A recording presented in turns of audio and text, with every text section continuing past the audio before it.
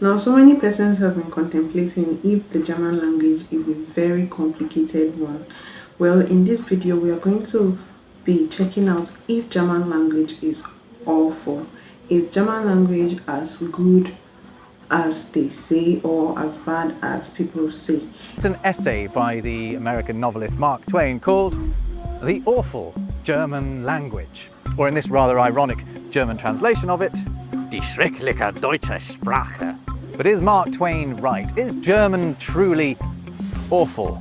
Let's find out in another Rob Words. I've had a couple of German exams this week. I've now been living here in Berlin long enough to apply for German citizenship, but first I have to prove to the Vaterland that I've at least tried to learn the lingo. Mark Twain also spent time learning German over here under great difficulty and annoyance, as he put it, and appears to have concluded that he wasn't a fan. He reckoned a gifted person ought to be able to learn English in 30 hours, French in 30 days, and German in 30 years. However, he also reckoned he knew how to fix the German language, which we will discuss at the end. But what did Twain think was so wrong about German as to render it awful? And he meant awful in a bad way, not some antiquated, filling you with awe way. So let's take a look at some of his points and see if German really is awful. Let's start off with criticism number one: ludicrously long words.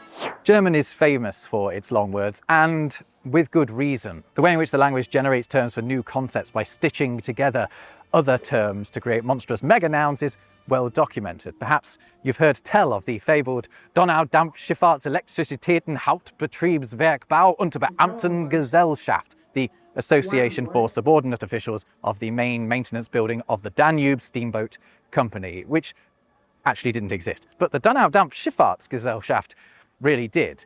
Then there's the notorious Rindfleisch-Etikettierungsüberwachungsaufgabenübertragungsgesetz, which was an actual law in one of the German states governing the labelling of beef that was in force until 2013. And these are just extreme examples of an everyday phenomenon here. Just today, I was having to get my head around the Künstlersozialversicherungsgesetz.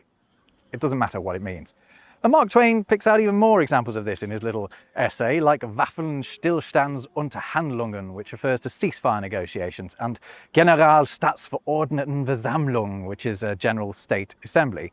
Twain's take is that these things are not words, they are alphabetical processions. He says that any learner encountering one of these monstrosities for the first time cannot crawl under it, or climb over it, or tunnel through it. So he resorts to the dictionary for help, but there is no help there, and he is right. You won't find many of these really stupidly long words in a German dictionary because often they've just been coined in the moment to serve a specific purpose. It's like if I right now describe a never before said because I've just invented it word, I've just invented that massive multi-hyphenated monstrosity of an adjective. So you're not going to find it in a dictionary, are you? And German words basically work like that, but without the hyphens. Twain has a go at portraying what an English newspaper would look like if our language adopted the German approach, and comes up with this. In the day before yesterday, shortly after 11 o'clock night, the in this town standing tavern called the Wagoner was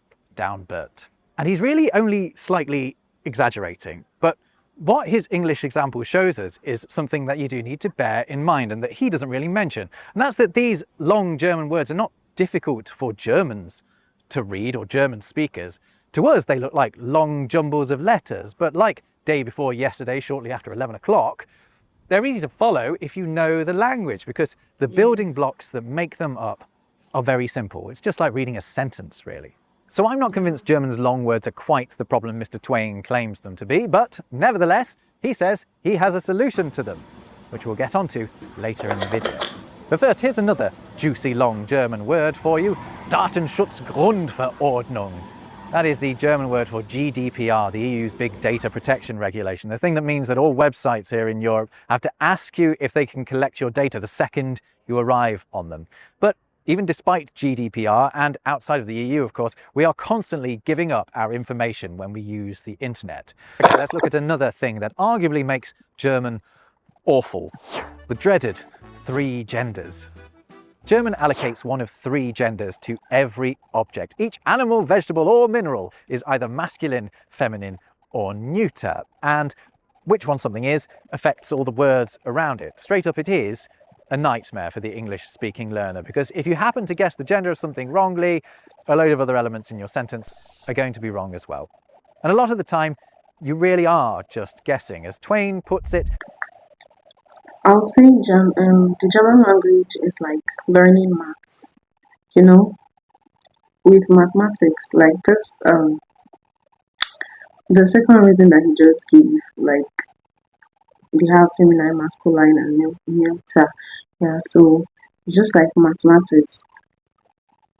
With mathematics has a formula, and each time you miss one formula, you have missed the whole thing. So I'll say the same thing applies to this. Okay, so when you're speaking the language and you miss the right word you're supposed to use, it means everything you're saying is wrong. Oh, every noun has a gender and there is no sense or system in the distribution. For example, he says, in German, a young lady has no sex, while a turnip has. hmm? It's true that the German word for girl is neuter, whereas a turnip is feminine. What's more, though a man is grammatically masculine, his various bits and bobs are an array of all genders. Twain says, in Germany, a man may think he is a man, but when he comes to look into the matter closely, he's bound to have his doubts. Twain is, quite deliberately I'm sure, conflating grammatical gender and actual gender. It is not unusual for them not to match up. For example, in Old English, this word for a woman was masculine and this word for one was neuter. Yes, Old English had the same three genders as German has now. But English is the perfect example of how you can get rid of grammatical gender without it causing any problems. The only benefit of having it that I can think of is that you can use the same word for two different objects but still tell the difference. Zum Beispiel, for example, in German, the masculine der Leiter means the leader, whereas the feminine die Leiter means the ladder. Handy, right? Well, not really. I mean, English shows that you can just duplicate words without the added complication of grammatical gender. My solution to German gender would be to just get rid of it. Doesn't that feel progressive and modern? But our 19th century pal Mark Twain has a different solution, as we'll see later in the video. The next awful aspect of German, to Mark Twain's mind anyway, is its ludicrously long sentences. Marky clearly likes a good newspaper, but in late 19th century Germany, he struggles to find a good newspaper because he has one big complaint. German journalists are obsessed with writing in the longest sentences possible, with subclause after subclause, parenthesis embedded within parenthesis, a point that Mr. Twain makes with this ridiculously long sentence. This isn't a problem limited to Mark Twain's time, though. From my experience, there is still a sense among some journalists here that a sign of a good writer is the ability to construct as long a sentence as possible while successfully tying up the loose ends before the full stop. It's not my cup of tea as a way of writing. Brevity is better, but whatever. But what Twain rightly takes particular objection to is the delayed gratification that very often comes with a lengthy German sentence. German grammar dictates that if you want to use two verbs together, like I want to go, you have to stick the second of those verbs, in that case to go, not straight after the first one, but right at the far end of the sentence. This means that you can be waiting a disconcertingly long time to find out what the key action someone is referring to actually is. For example, take the English, I would like to thank the old lady downstairs who often feeds my cats and is always so kind to me. In German, you could very well write that like this. Ich möchte der alten Dame unten, die gelegentlich meine Katzen futtert und immer so nett zu mir ist, danken. But in the German, the thanking doesn't get mentioned until the very end. If I were in fact announcing that I didn't want to thank the dear old lady downstairs who feeds my cats, but to kill her, you'd have to wait until the very end of the sentence to discover my evil intentions. Whereas in English, you'd know by the fifth word and probably have called the police by the end of the sentence. That's true. This, by the way, makes live translating German speeches into English, for example, a nightmare, because the translator has to wait to the end of the German sentence to know how to even start the English one. And German grammar does not just dictate that the second verb you want to use goes to the end, but also any extra verbs you want to throw in. And, from an English speaker's perspective anyway, in the reverse order. German is like English in that you're often required to pile verb upon verb if you want to construct a specific tense. So in English, say you've got to cook a big turkey dinner and you need to get the timings right for when to put the potatoes in, when the bird, etc. Well, if someone were to ask you how you were planning to manage your time, you could find yourself saying something like, I am going to have to be boiling the sprouts by the time Grandma arrives. I am going to have to be boiling. Count the verbs in there. 1, 2, 3, 4, 5. All in a row. Now imagine 4 of those verbs coming way down at the other end of the sentence and in reverse order. Now you're pretty much looking at German. The verbs that we tend to co-opt to build these complex tenses in English are be, have, and will. And in German you have the same with their equivalents, sein, haben, and werden, and their various forms as well. And they just sort of end up piling up at the end of the sentence. This is another of Mark Twain's gripes. He talks about how after the verb, merely by way of ornament, as far as I can work out, the writer shovels in haben, sind, gewesen, gehabt, haben, geworden, sein, or words to that effect, and the monument. I know, like, I still believe that learning the German language is not as difficult as it seems. Okay, even though I would like to know if you know, there are areas in Germany that the only thing they speak is like the dialects. They don't speak English.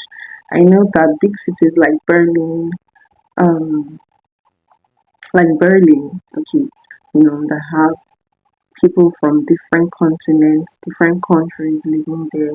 Like you can hardly find a dialect, okay. But then I would just like to know if you know other little local villages in Germany, okay, speak the dialect. So whether you are a stranger there, because we have instances like that in Nigeria, okay. So far as you are a stranger, like in a local village, they don't want to know if you understand English or not. They're just speaking the dialect to you. Okay, so I'd like to know in the comment section. Is finished. Now these verbs, and I suspect Mr. Twain well knows it, are not ornamental. However, when you eventually get to some of them, it can sort of feel like you have already made your point and that continuing with them isn't necessary. The person you're talking to already gets what you mean. But don't worry, Mr. Twain has a plan to fix this one too. Stick around to find out. First, let's look at another arguably infuriating characteristic of German. It's separable verbs. German has another strange behaviour that's hard for English speakers to get their heads around. That is, putting part of a word at the start of a sentence and the rest of it way down at the other end. You can often break German verbs up because they have a bit at the start that is essentially a preposition, a little add-on to the verb that means something the equivalent of off or in or out or whatever. For example, to stand up is aufstehen, which is literally. So this is around 9 a.m. on a Monday morning. A lot of people have gone to work. You can see every other person out there has gone to work. Upstand. But sometimes German speakers will rip those two elements asunder and cruelly place them as far apart as possible. As Twain puts it, the wider the two parts of one of them are spread apart, the better the author of the crime is pleased with his performance. He gives an example using the German verb abreisen, which means to depart, but is effectively to away travel. Here you can see how it can be broken up in this bafflingly long German sentence that Twain says he found in a genuine novel, and which he helpfully renders into English for us. The trunks being now ready, he after kissing his mother and sisters and once more pressing to his bosom his adored Gretchen, who, dressed in simple white muslin with a single tuberose in the ample folds of her rich brown hair, had tottered feebly down the stairs, still pale from the terror and excitement of the past evening, but longing to lay her poor aching head yet once again upon the breast of him whom she loved more dearly than life itself, parted. Now, I would have zero chance of knowing which verb I started saying by the time I got to the end of that screed. It does seem bonkers to have, 70-odd other words between the beginning of a word and the end of it. Twain says, Can anyone conceive of anything more confusing than that? Maybe not. Let's look at Twain's next reason for damning Deutsch. It's pronouns. Now, if you think we have a pronoun problem in English, thou ain't seen nothing. As much as learning German is difficult for strangers, I'm sure that other languages like French, English, they are going to also be difficult for first time learners. Okay, so like the same problem that he's analyzing in the story also applies to, other languages. And again, I would like to know if how long did it take you to understand English, or how long did it take you to understand French? Because I understand the fact that so many Germans, don't speak just their local dialects. They speak, other foreign languages like Espanol, French, Hebrew, Latin. Like I have a video like that on my channel where I reacted to, how many languages Germans speak outside their mother tongue. And some Germans, went ahead to say that they speak up to 5 different languages. So, yeah. Yet. We at least have a neat set of pronouns for me, distinct pronouns for you, for him, for her, for them, for us, and you can't really get them confused. However, German takes a characteristically more complicated approach. Take the German for she, sie. Well, that is also the German for you, if you're being formal. And the German for they, it can also mean her, and them, and you if you're talking to multiple people as well. And, as Mark Twain points out, it can also mean it, because if you want to use it in German, it has to match up with the gender of the thing that you're referring to. If we return to Good Lady Turnip from earlier in the video, in German you wouldn't say, I tasted the turnip, it was nice. You'd say, I tasted the turnip, she was nice. Replacing it with gendered pronouns is perhaps the habit I've struggled most to pick up while learning German. She can be a tricky language. And Twain appears to have struggled a little bit with it as well, because he says, whenever a person says sie to me, I generally try to kill him if a stranger. Proportionate. On that rather extreme note, let's try to turn things a little bit more positive. We'll talk about how Twain proposes to solve what he sees as the problems with German in a moment, but first I should point out that he does see some virtues in the way that German does things. For example, he says, in German all nouns begin with a capital letter. Now that is a good idea. It's true, not just proper nouns, but all nouns in German are capitalized. I'm not totally sure why, but for a learner it is kind of handy when trying to get your head around a long sentence to know where the nouns are. Especially because sometimes a verb and a noun can be the same word with only the capitalization separating them. Twain thinks it's a good idea too. That's why in this book he goes a little overboard with the capitalizing of the nouns himself. So there you go, a win for German in Mark Twain's eyes, even if he does follow up his compliment with, and a good idea in this language is necessarily conspicuous from its lonesomeness. Charming.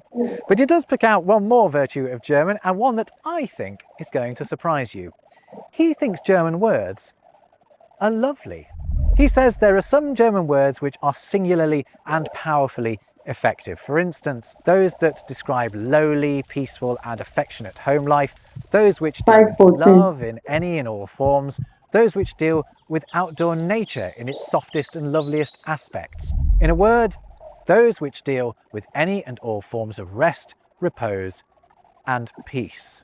That's right, peace.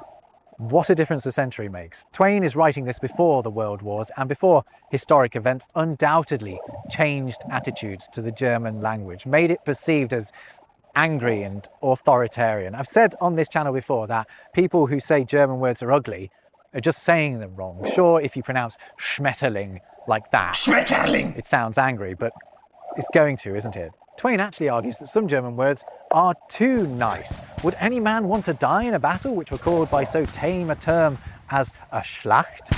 And observe the strongest of the several German equivalents for explosion, Ausbruch. Our word toothbrush is more powerful than that. So as far as I'm concerned, that's case closed on whether German really is inherently ugly. People just think of it like that because of, well, the Nazis. So after writing that wrong, let's look at Mark Twain's solutions for the aspects of German that he finds rather less endearing. At the end of his essay, he says, "I have shown that the German language needs reforming. Very well, I am ready to reform it." And here are his 8 ways to fix German. In the first place, I would leave out the dative case. Okay, I didn't even mention this one. For English speakers, it's just too confusing. The dative case is a grammatical complication that existed in Old English but doesn't now, and just be thankful for it. In the next place, I would move the verb further to the front, thus solving all German to English translators' problems. Thirdly, I would import some strong words from the English tongue. Twain reckons German needs more proper swear words. Most of Germany's worst ones you could still use in front of your grandma. Fourthly, I would reorganize the sexes and distribute them according to the will of the creator. It would be helpful if girls were grammatically feminine, it's true. Fifthly, I would do away with those great long compounded words, or require the speaker to deliver them in sections with intermissions for refreshments. The occasional mid-word breather would be nice. Sixthly, I would require a speaker to stop when he is done and not hang a string of those useless haben, sind, gewesen, gehabt, haben, geworden signs to the end of his oration. Agreed. Seventhly, I would discard the parenthesis. He means starting something at one end of a sentence and finishing it at the other with various detours in between. He wants to outlaw that. Infractions of this law should be punishable by death. Blimey, Mark.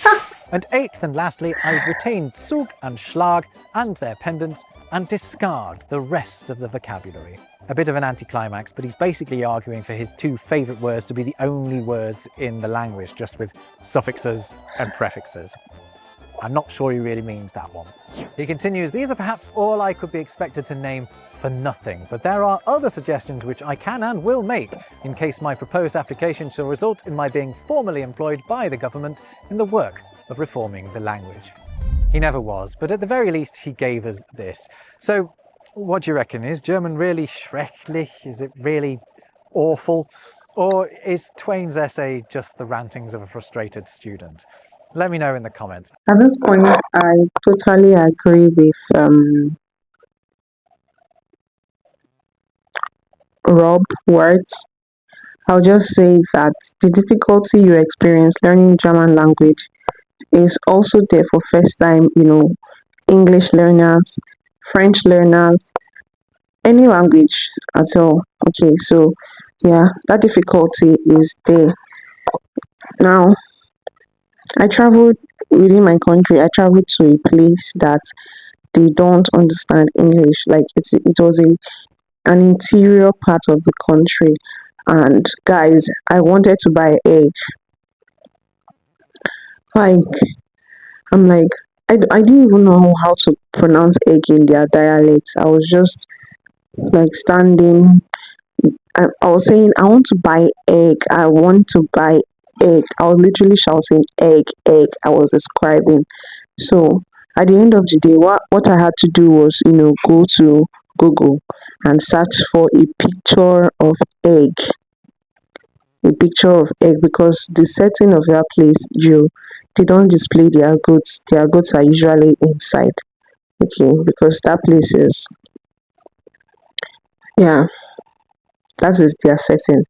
So I had to look for a picture from Google, downloaded it, and showed the man, I want to buy this. Before he now went inside, brought it. I gave him money. I didn't even want to ask him how much, because that was going to be another tussle. So that was just it. So I'll say that, understanding and learning language is same no matter the language. The difficulty is usually there. Thank you so much for watching my reaction. This has been a very long one, and I hope you enjoyed watching. Like, share, subscribe to my channel for more videos like this, and see you right in my next video. Well, I have a list of my reactions that are going to be on the screen. Please go watch, subscribe, and like any video you watch. See you in any of those videos. Bye.